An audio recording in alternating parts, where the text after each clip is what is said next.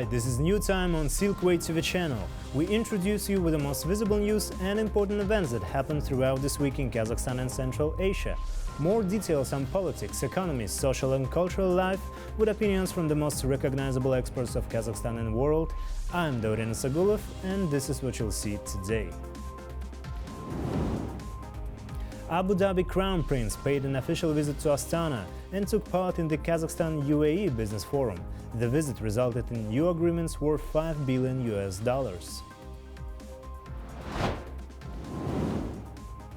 Donald Trump has embarked on a tour of the Gulf countries, focusing on economic cooperation and investments. What else was on the agenda? Expert commentary. Kazakhstan and the United Arab Emirates have signed business contracts worth $5 billion, covering a wide range of sectors, from digital technologies to green energy.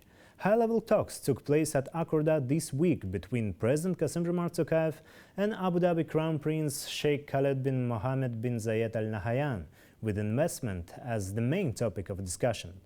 In 2024, the inflow of direct investments from the UAE to Kazakhstan more than doubled, reaching record levels. Which specific projects will these new agreements cover? Watch our next report. Once again, Akorda welcomes distinguished guests, with the main streets adorned with the new flags. President Kassym-Jomart Tokayev personally received Abu Dhabi Crown Prince Sheikh Khaled bin Mohammed bin Zayed Al Nahyan.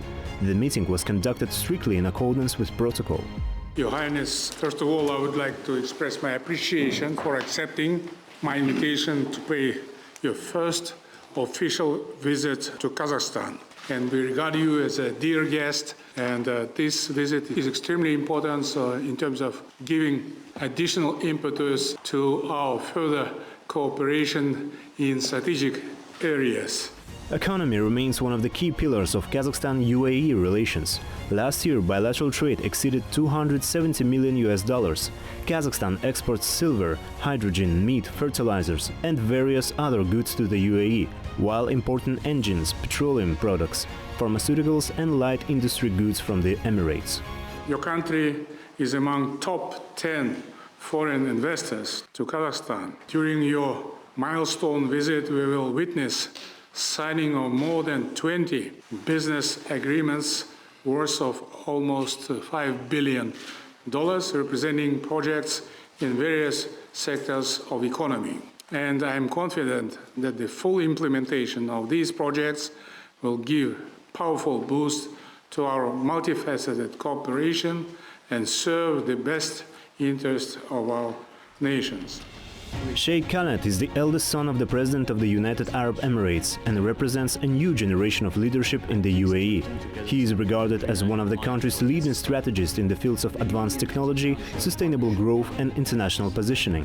According to him, the partnership between Kazakhstan and the UAE is built on trust, mutual support and shared commitment to progress. Over the years, this relationship has grown steadily, expanding well beyond its early foundations in trade and investment. Our collaboration now reflects a much broader scope, reaching into energy, transport, digital infrastructure, and more. The agreements being formalized today, Mr. President, highlight the strength and clarity of our shared priorities. One of the top priorities during the discussions was the development of renewable energy in Kazakhstan. Both sides explored the implementation of joint projects in the green energy sector, which is a crucial topic amid the global energy transition. One key project involves the construction of 1 gigawatt wind power plant in the southern Kazakhstan. This initiative will enhance the region's energy capacity and include energy storage and accumulation systems. 1 gigawatt wind power plant is on the way according to the plan. The construction works will start this year, but today, within the official visit of the Crown Prince of United Arab Emirates, we will be signing 7 documents, out of which 2 with Masdar. One is on BESS, battery storage system, and the other one is on renewables energy supply around the clock. 3 documents we will be signing with the IQ, basically on digitalization in the oil and gas sphere. 1 with Samruk Kazina, and then 2 concrete documents with KMG and with Kazakh gas. In total, the 20 agreements signed between Kazakhstan and the United Arab Emirates are valued at $5 billion. Their implementation is expected to provide a powerful boost to strategic cooperation and strengthen mutually beneficial bilateral ties. According to the UAE Minister of Energy, this total deal of more than $5 billion is the highest ever in the relationship between the two countries. Energy is in the cornerstone of those, especially the renewable energy and battery and storage. This is going to make Kazakhstan renewable energy very reliable, since you have batteries and you have wind projects as well as solar in the future. So this will make Kazakhstan dependency on just fossil fuel less, with more dependency on renewable energy. And it will enable Kazakhstan in the future, with more projects, to be able to export clean energy to other countries as well. Over nearly 2 decades, the United Arab Emirates has invested around $4 billion in Kazakhstan. Discussions on how to increase this figure continued at the Kazakhstan-UAE Business Forum held at the Astana International Financial Center. President Kassym-Jomart Tokayev and Abu Dhabi Crown Prince attended the event. In the forum's corridors, Arab investors were already actively discussing new investment projects. One of the key agreements is the construction of Central Asia's first supercomputer cluster in Kazakhstan. The project, based on NVIDIA technologies, is expected to give a powerful boost to the development of artificial intelligence, according to the Minister of Digital Development. Данный суперкомпьютер поможет тренировать. This supercomputer will help train artificial intelligence models and could be highly beneficial for startups, as their products are often based on AI. Universities will also be able to use it for their research projects, while government agencies can leverage it for launching their own AI agents, which are currently in high demand. At the business forum, the two sides explored promising areas for cooperation. Speaking to Arab business leaders, President Kassym-Jomart Tokayev highlighted Kazakhstan's ongoing economic reforms, which are being implemented in line with international standards and OECD principles. He also emphasized the role of the Investment Council, which provides consistent and efficient support to foreign investors, including companies from the UAE. Several landmark projects underscore the strength and momentum of our dynamic partnership. Today, we implement projects with Masdar, Preside, Abu Dhabi Ports Group, Terminal Holdings, and Abu Dhabi Commercial Bank. These and other projects reflect the depth, effectiveness, and accelerating progress of our bilateral relations. Currently, 46 UAE-based companies are registered at the Astana International Financial Center, operating across various sectors, including finance, trade, transportation and IT. In April, the Eurasian Development Bank made its first-ever bond issuance on the AFC exchange in UAE dirhams, valued at approximately $50 million. According to the IFC governor, this demonstrates UAE's strong interest in long-term financial cooperation and underscores the platform's role in bilateral relations. It also paved the way for agreements on a range of new projects, including the construction of a new sugar plant, distribution trade, education, logistics and more.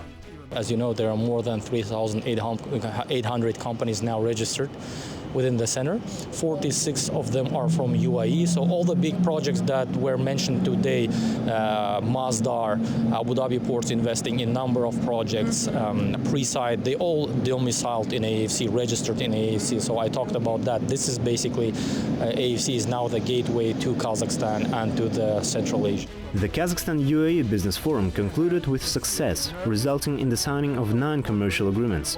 Among the key deals, both sides agreed on joint projects in digitalization and knowledge exchange in the oil sector, trade and procurement of agricultural products, and the construction of a multi-purpose terminal in Kuryk.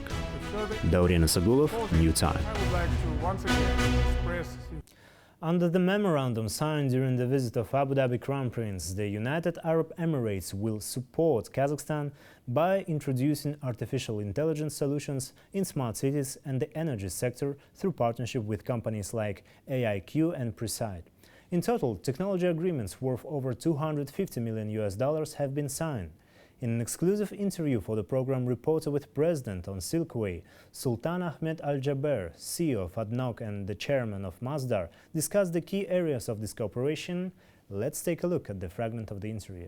You've signed the agreements in gas, in renewable energy, in gas, and also in AI, implementation of AI projects. So what are we talking about? What these agreements will look like? Okay, well, first of all, we're very delighted to be here in this great country. Energy and AI sit very high on our development agenda in the United Arab Emirates. And as part of our strategic comprehensive partnership with Kazakhstan, we very much look forward to advancing our relationship in the energy space as well as AI and advanced technology. Today, we were pleased to see the relationship progress in these very two important areas. AI will continue to be very high on our agenda, and AI will be very much connected to energy, and energy will continue to be interconnected with AI. And as such, we are very keen to advance our partnership with Kazakhstan in these two areas.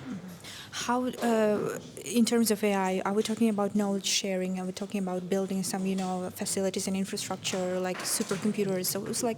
Well, of course, we will be capitalizing on our deep knowledge and expertise, as well as our track record in the implementation of digitization, advanced technology, and AI across many areas and many sectors.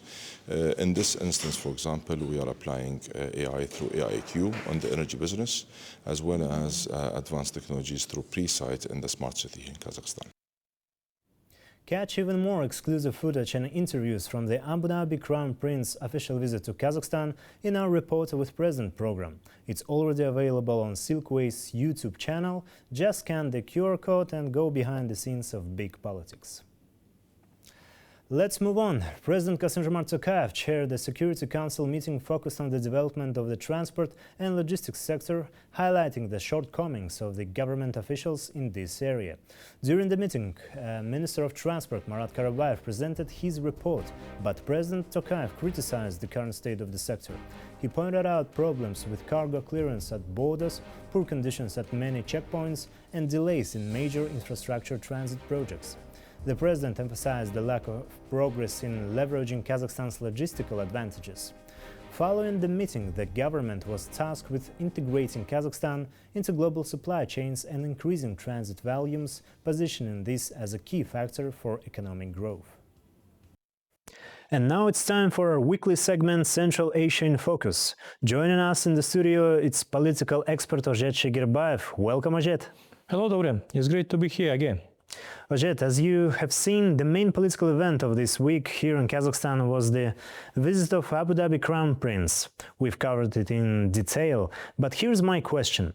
Correct me if I'm wrong, but I think the UAE is an excellent example of a country that has managed to go beyond oil dependence and build a diversified economy. I mean, now it's a global financial hub. What aspects of their approach could be useful for Kazakhstan? Well, I would note that we have already established a financial hub in the form of Astana International Financial Center, AFC, and it's now crucial to promote it more actively on the global stage. If we look at the recent high-level visits, both the President of Slovenia and the Crown Prince of Abu Dhabi were accompanied by President Tokayev who visited the AFC. Well, another important area is trade. The UAE is one of the main trade hubs in its region. While access to the global ocean is certainly an advantage for them, the country also has a highly developed logistics infrastructure, including ports and free economic zones. Kazakhstan, which aspires to become a Eurasian transport and logistics hub, could adopt and implement some of these practices, such as streamlined customs clearance, processes of development of cargo terminals at the airports. Excellent. Ozhet, I know it's been a week full of events across Central Asia. The floor is yours. Thank you. In just a few moments, I will share with you the top 5 news topics from Central Asia.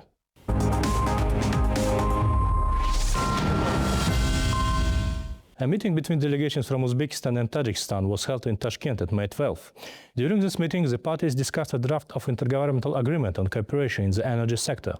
Uzbekistan's Minister of Energy, Mr. Jurabek Murzahmudov, and his Tajik counterpart, Mr. Daler Juma, reviewed a wide range of issues related to the strengthening of bilateral cooperation in the energy sector. The sides also exchanged views on the preparation and coordination of a document, which is expected to become an important milestone in the development of partnership in the field field of electric power. Earlier in the mid-April, an online meeting was held between the two ministers, during which the parties discussed issues of bilateral cooperation, including in the context of the implementation of the project of reconnection with the unified power system of Central Asia. The Islamic Development Bank has approved a loan and grant package totaling 2.7 billion of USD for the construction and reservoirs in Kazakhstan. According to Minister of Water Resources, Mr. Nurjan Nurjigitov, construction of 4 facilities aimed at addressing water supply and flood control issues is set to begin as early as 2025. As part of a broader national water supply program, Kazakhstan plans to implement 138 projects in 2025, focused on infrastructure development and the automation of water resource management. Starting from June 2025, an intergovernmental agreement on mutual visa exemption between Uzbekistan and China will come into effect. According to the Ministry of Foreign Affairs of Uzbekistan, both countries have completed all necessary domestic procedures for the agreement to enter into the force. The agreement allows visa-free travel for citizens of Uzbekistan and China for up to 30 days per trip, with a maximum total stay of 90 days within an 180-day period. It covers entry, exit and transit through the territories of both countries. Earlier reports noted that China remains one of the main trading partners of the countries in the region. In particular, China accounts for 18.8% of Uzbekistan's total trade turnover. The visa-free regime is expected to not only create favorable conditions for tourism development, but also foster new business connections between two countries. Speaking on the silence of the 29th Iran International Oil, Gas, Refining and Petrochemical Exhibition in Tehran, Mr. Sarid Tavakoli, Managing Director of the National Iranian Gas Company, stated that the country is seeking long-term contracts and deeper engagement with its neighbors, particularly with Turkmenistan. According to him, Iran aims to achieve targetable results through negotiations and mutual cooperation with Turkmenistan and other countries of the region. He also added that the building energy ties with Ashgabat could lay the foundation for broader cooperation across various sectors and serve as a prelude to regional gas trade. On May 12, Iranian President Masoud Pezeshkian met with the Prime Minister of Uzbekistan, Mr. Abdullah Aripov, who is on an official visit to the country. During the meeting, the two sides discussed the further strengthening of bilateral cooperation, the implementation of previously reached agreements, and issues related to the development of trade and economic ties, transport, logistics, and innovation partnership. As part of its visit to Tehran, the delegation of Uzbekistan also toured to the Iran House of Innovation and Technology, where they were introduced to the cutting-edge products and developments in the fields of energy, medicine and pharmaceuticals, agriculture, IT and construction. In addition, a working meeting was held between the governments of Uzbekistan and Iran, led on the Iranian side by the first Vice President, Mr. Mohammad Reza Aref. The parties discussed prospects for increasing bilateral trade to 2 billion of USD and emphasized the need to join efforts in promptly addressing long-standing challenges in transport and logistics. Participants also highlighted the importance of development of industrial cooperation, enhancing integrational ties, expanding collaboration in science, education, technology, and innovation, as well as elevating cooperation in tourism and cultural humanitarian areas to a new level. That's all from my part, Dorian. Giving the floor back to you.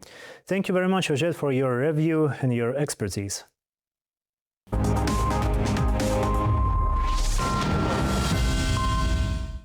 Canada is not for sale, declared Canadian Prime Minister Mark Carney during his first meeting with US President Donald Trump at the White House.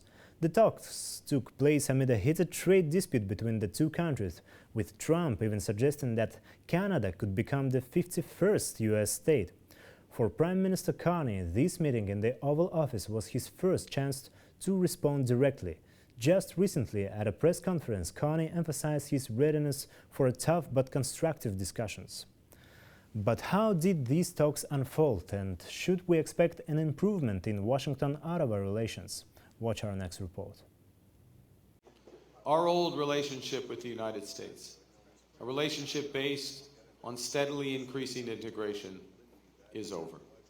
With these words, newly elected Prime Minister of Canada, Mark Carney, set the tone for his leadership. Speaking in Ottawa after a meeting with provincial leaders, Carney emphasized that US tariffs imposed by President Donald Trump have forced Canada to rethink its economic model and seek more reliable trade partners. But is the old relationship truly over? Wasting no time, Carney traveled to Washington just a week after his election for his first meeting with US President Donald Trump at the White House. Mr. President, are you close to a trade deal? Canada, as you meet the new Prime Minister, sir. Do you think this Fed will cut interest rates tomorrow? Former Canadian Prime Minister Justin Trudeau didn't have a warm relationship with Donald Trump, who often dismissed him as a mere governor. So it was surprising when the US president opened his meeting with newly elected Prime Minister with a friendly exchange of pleasant words. But still, the atmosphere grew slightly tense when Trump, sitting just a meter away from Carney, repeated his claim that he wouldn't abandon his idea of making Canada the 51st US state. Well, I still believe that, but you know, takes two to tango, right? But no, I do. I mean, I believe it would be a massive tax cut for the Canadian citizens. You get free military, you get tremendous medical cares and other things. You know, as a real estate developer, you know, I'm a real estate developer at heart. When you get rid of that artificially drawn line, somebody drew that line many years ago with like a ruler, just a straight line right across the top of the country.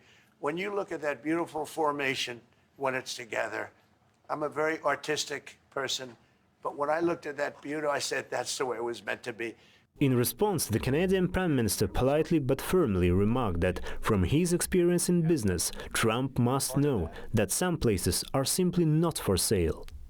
Well, if I may, as you know from real estate, there are some places that are never for sale. That's true. We're sitting in one right now, you know, Buckingham Palace that you visited as well. That's true. And having met with the owners of Canada over the course of the campaign last several months, it's not for sale, won't be for sale ever. But the opportunity is in the partnership and what we can build together. Having exchanged their initial remarks, the two leaders turned to a wide range of issues, with trade and US tariff policy dominating the agenda. President Trump reiterated his commitment to implementing the 90-day delayed tariff plan, stating other countries need the US more than the US needs them. When asked whether Prime Minister Carney could persuade him to lift the 25% tariffs on Canadian goods, Trump's answer was clear: the tariffs would stay until his conditions were met. We want to make our own cars. We don't really want cars from Canada. And we put tariffs on cars from Canada, and at a certain point, it won't make economic sense for Canada to build those cars. And we don't want steel from Canada because we're making our own steel, and we're having massive steel plants being built right now as we speak. We really don't want Canadian steel, and we don't want Canadian aluminum and various other things because we want to be able to do it ourselves. Following the Oval Office meeting, Prime Minister Carney addressed journalists, describing the talks as constructive. He emphasized that Ottawa remains committed to cooperation with Washington, but not at the expense of its own interests. No decision made on tariffs during Trump meeting, Carney noted. We're having a very complex negotiation about a wide range of issues. And it's, as I said before I came here, I wouldn't have expected white smoke coming out of this meeting. That was not my expectation, that because of the nature of the negotiation. So you don't expect to have specific progress as things move along, even when you're making progress, because it's a global, that's why it's a global negotiation. In Canada, high hopes rest on the shoulders of a new Prime Minister. Mark Carney brings extensive experience from the financial sector, including 13 years at the Goldman Sachs, leadership of the Bank of Canada during the 2008 global financial crisis, and a term as a governor of the Bank of England during Brexit. Some Canadian voters said that with such a background, even if Carney cannot persuade Trump to change his stance on tariffs, he will undoubtedly find a way to protect Canada's economic interests. Yeah, I think Mr. Carney is the new hope, right? The possibility for what might happen in Canada. Certainly he comes with an established track record. Leader of the Bank of Canada, leader of the Bank of England, has led, you know, in really tough economic times. So he has a track record. He's well spoken, and he's ready to put Canada first, I think, and help out Canadians financially as well, and take on the United States. He's not afraid to speak up and challenge, I think, Donald Trump and his tariffs.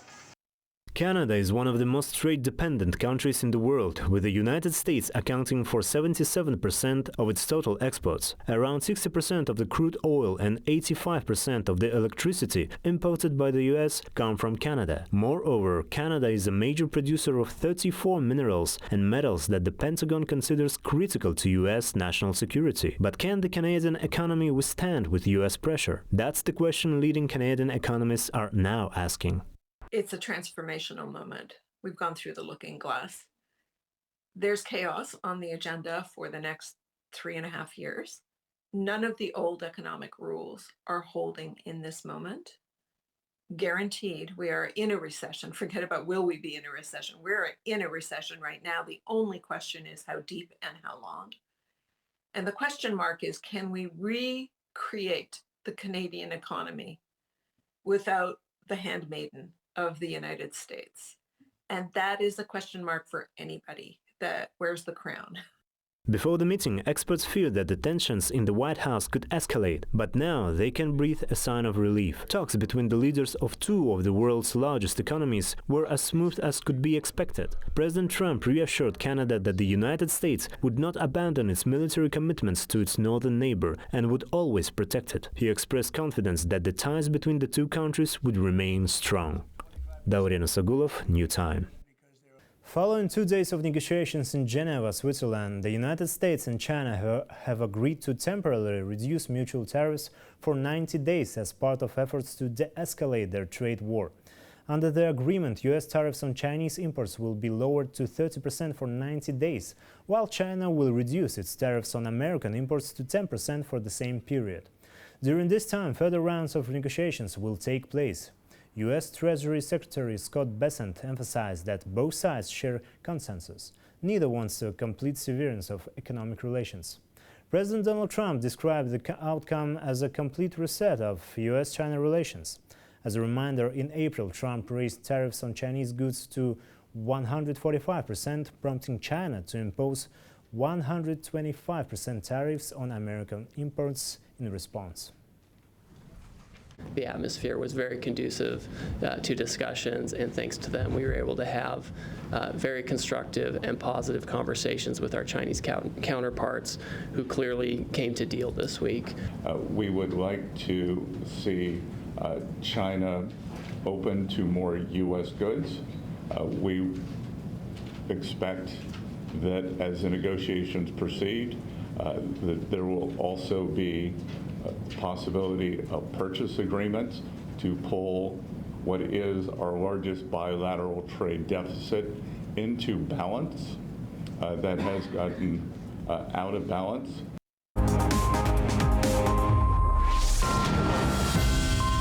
Moving on with international agenda, this week Donald Trump completed a major diplomatic trip to the Middle East, his first since returning to the presidency. In Saudi Arabia and the UAE, he signed deals worth over $800 billion, focusing on weapons, trade and artificial intelligence. On the diplomatic front, the mission marked an unexpected turning point. For the first time in 25 years, an official meeting took place with the president of Syria. Trump met with Ahmad al-Shara in Riyadh and announced the lifting of sanctions against Damascus, emphasizing that this decision aims to turn the page on a destructive conflict. However, this move comes with a condition. The new Syrian leader must sign the Abraham Accords with Israel, formally normalizing relations between the two countries. Notably, for the first time, the American president did not include Israel in his regional tour, sparkling widespread debate among analysts. I think that Donald Trump wants to be a peacemaker and deal maker. When we try to hear him, we can hear that his favorite phrases like cites great deal, a great deal, deal, I offer a deal, something like that. And this region is a place where he can realize both this destination of his policy. For example, he announced that the United States will lift sanctions from Syria. Another big surprise of Donald Trump's Middle East tour was the shift in focus from the usual security topics to high technology. While Trump met with the top state leaders, including Crown Prince Mohammed bin Salman, key figures in the American delegation, including Trump's advisor, billionaire Elon Musk, OpenAI CEO Sam Altman and NVIDIA CEO Jensen Huang, held talks with the major representatives of Saudi business. Arabic countries, they are dependent on oil, and especially Saudi Arabia and United Arab Emirates, they want to invest their budget, their money to another sphere like AI, like transport, logistics, and other sphere, and it's a reason why this delegation from the United States was consist of many businessmen. So it's economical interests of Arabic countries which want to diversify their economy. Trilateral talks on the Russia-Ukraine war concluded in Istanbul, involving delegations from Ukraine, Russia and Turkey. Notably, the leaders of the countries did not participate due to President Vladimir Putin's absence. According to Turkey's Ministry of Foreign Affairs, the meeting, held on May 16 under Turkish mediation, lasted about 2 hours. No details have been released yet regarding the outcomes. These were the first direct talks between Ukraine and Russia since 2022. A day earlier, Vladimir Zelensky met with Recep Tayyip Erdogan in Ankara. President Erdogan expressed his readiness to host direct negotiations between Putin and Zelensky whenever they are ready. Ahead of this visit, Zelensky had publicly urged Putin to join him in Turkey for direct negotiations, calling it an opportunity to prove his commitment to peace. But President of Russia has not responded to this invitation. This Thursday, India and Pakistan held talks and agreed to extend the current ceasefire until May 18, according to Pakistan's Deputy Prime Minister and Foreign Minister. This extension was reached despite earlier mutual accusations of violating the ceasefire, which was originally brokered by the United States on May 10. For more than 7 decades, India and Pakistan have shared a complicated and often hostile relationship, shaped by history and a fiercely disputed border. The region of Jammu and Kashmir has long been the flashpoint, and in 2025 it has once again become the center of attention. But what brought both sides to the negotiation table, and how long can the ceasefire last? Watch our next report. On April 22nd, a deadly suicide bombing happened in Jammu and Kashmir, resulting in the death of 26 people. Following the attack, India blamed militants based in Pakistan for the bombing. However, Pakistan denied these accusations.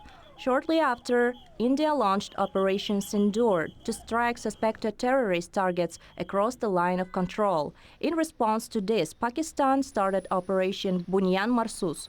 As a result, open fighting broke out in the region and lasted for nearly 2 weeks. My message for the international community is that they must play their role to guard the international institutions and international law, all of which India is violating. And this is now a global issue. A threat of war between two nuclear-armed nations obviously have global consequences. While both nations have engaged in identical negotiations in the past, this time it was external pressure, particularly from the United States, that helped de-escalate the crisis.